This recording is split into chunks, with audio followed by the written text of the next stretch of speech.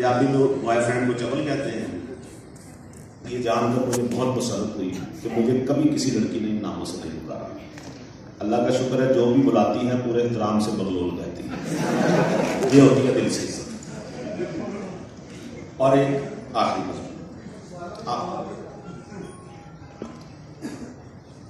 वो सवालों के जवाब। ख़वातीन हज़रात, आपने अक्सर देखा होगा, ये बड़ा क्लिप वायरल हुआ था। लोग, आप कोई मैगजीन खरीदें तो उसमें आता है कि आप अपने इस्लामी, आपके ज़हन में कोई सवाल आता है तो पूछ लें, फिर उनके जवाब भी होते हैं उसमें।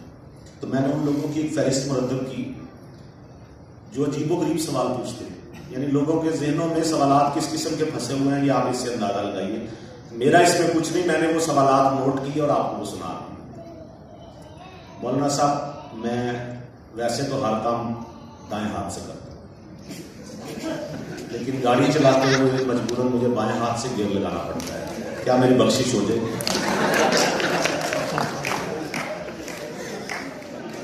और फिर एक सवाल था जी कि मौलाना साहब, मैं बड़ी मुश्किल में हूँ, कल से मुझे परेशानी है, ये बताए शलवार की जेब में रखे हुए पैसे हलाल हैं? फिर एक ने पूछा कि हमारे घर में सब्जियां मिक्स करके बनाई जाती हैं, क्या हम मिलावट के मुर्तकिब तो नहीं हो रहे? तो ख़वातीन हज़रात, ये एक छोटा सा पीस है, ये सुन लीजिए और उसके बाद मैं इजाज़त चाहूँगा।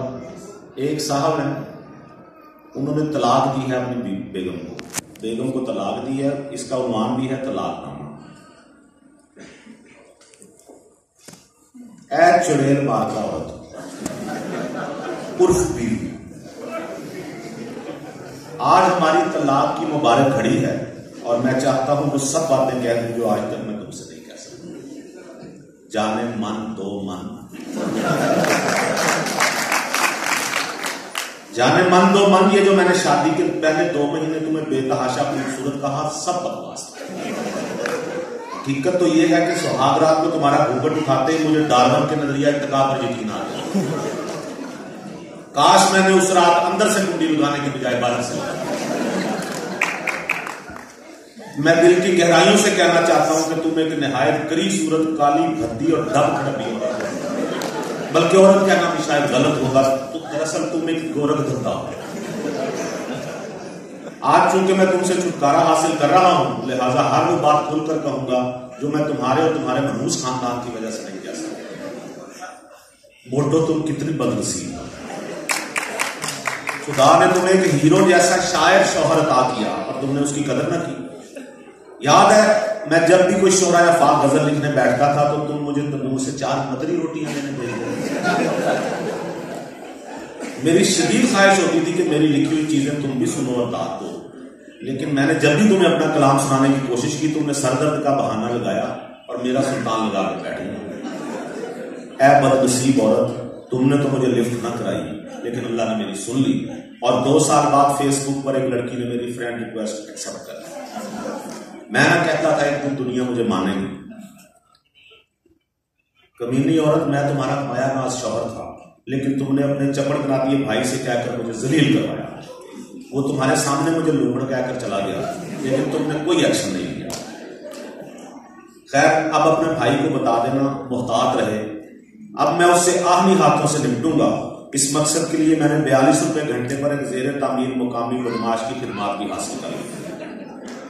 नाफरमान औरत, खबर जरा तवज्जो दीजिएगा, नाफरमान औरत, तुमने मुझे जगह जगह शर्मिंदा करवाया। शेख साहब, नाफरमान औरत, तुमने मुझे जगह जगह शर्मिंदा करवाया। क्या हुआ अगर हमारे यहाँ शादी के 5 साल बाद भी औलाद नहीं हुई? इसमें मेरा क्या कसूर? लेकिन तुमने जहालत का अजीम मुजाहरा करते हुए मुझे डॉक्टर से चेक करवाने का मशवरा दिया। अहमद औरत, चेकअप तुम्हें करवाना चाहिए था। गाड़ी खराब हो तो ड्राइवर नहीं, गाड़ी ठीक करवाते हैं। मुझे यकीन है ये सारी पट्टियां तुम्हारी मां ने तुम्हें पढ़ाई होगी। अल्लाह ऐसी वाईफाई सास किसी को। कमबख्त एक बात, हर बात एक कान से सुनकर 300 कानों तक पहुंचाती थी और तुम्हारे बाप का तो जवाब नहीं। ऐसा मक्कार इंसान मैंने आज तक नहीं देखा। ऐन खाने के वक्त टपक पड़ता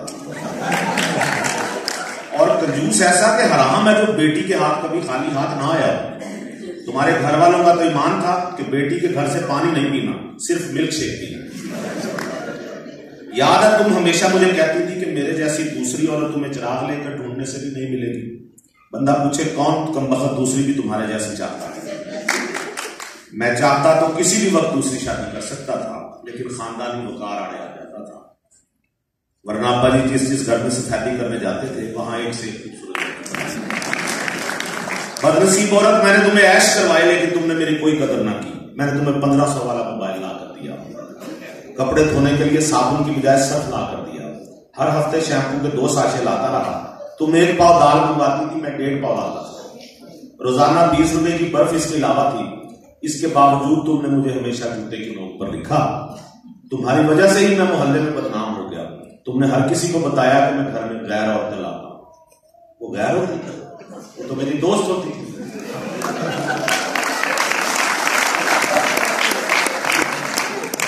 मैं ये तलाकनामा तुम्हें बाई डाक भिजवा रहा हूं। जाओ अपने जिस भाई को बुलवाना बुलवा लो, और ये ना समझना मैं सामने आने से डरता हूं। मैं कई दफा रात को 2 बजे तुम्हारे बाप के घर के सामने से थूकता हुआ गुजरा हूं, और किसी की हिम्मत नहीं हुई कि वो बाहर आकर मेरा सामना करे। तुम्हारे बाप के घर की दीवार पर जो कोयले से लिखा हुआ है कि ये झगड़ों का घर है, वो भी मैंने लिखा।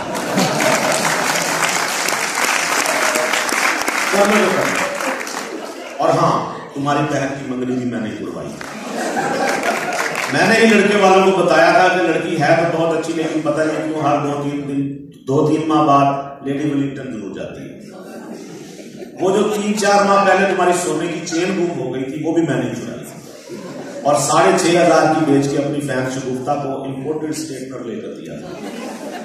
शगुफ्ता की बात चली है तो सुन, वही मेरे ख्वाबों की मलका है। हम प्यार में बहुत आगे तक जा चुके हैं, अब हमारी वापसी नामुमकिन है। अगरचे शगुफ्ता का कद बहुत छोटा है, आवाज भारी है, लगड़ाकर भी चलती है, लेकिन उसकी एक ऐसी खूबी है जिसके सामने उसकी सारी खामियां मान पड़ जाती है। वो गोरी बहुत है। गोरी होने की तो तुमने भी बहुत कोशिश की, लेकिन तुम्हारा रंग तो इतना खौफनाक है। याद है एक दफा तुमने पैसे जोड़ कर रंग गोरा करने वाली महंगी क्रीम मंगवाई थी, और जैसे ही क्रीम को हाथ लगाया था वो आयोडेक्स बन गई। खैर, बातें तो बहुत सी हैं, लेकिन वक्त कम है। किस्मत ने मुझे दौलत के ढेर पर ला बिठाया है, लिहाजा मुख्तसरन यही कहना है कि बीबी, मेरा तुम्हारा गुजारा मुमकिन नहीं, लिहाजा मैं अभी और इसी वक्त तुम्हें तलाक देता हूं। मेरी तरफ से तुम आजाद हो, बल्कि फारिग हो। बस एक मशवरा है, हो सके तो मंजूर सब्जी वाले से शादी कर लेना। उस बेगैरत से एक दफा मेरी लड़ाई हुई थी और उसने मुझे बहुत मारा था, मैं उससे इंतकाम लेना चाहता हूं।